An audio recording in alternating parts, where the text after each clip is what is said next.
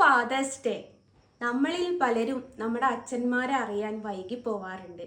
അങ്ങനത്തെ ഒരു വ്യക്തിയായിരുന്നു ഞാനും.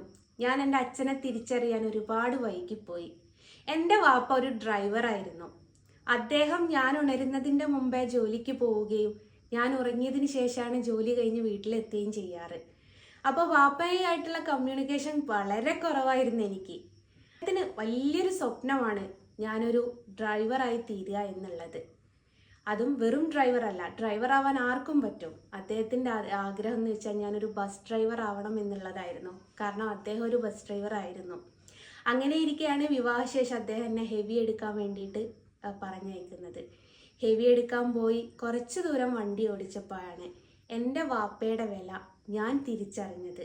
എങ്ങനെയായിരുന്നു ഞങ്ങളുടെ വാപ്പ ഞങ്ങളെ നോക്കിയത് എന്നുള്ളൊരു സത്യം ഞാൻ ആ ഒരു മൊമെൻറ്റിലാണ് തിരിച്ചറിഞ്ഞത്. നമ്മളിൽ പലരും നമ്മുടെ അച്ഛനെ അറിയാൻ വൈകി പോവാറുണ്ട്.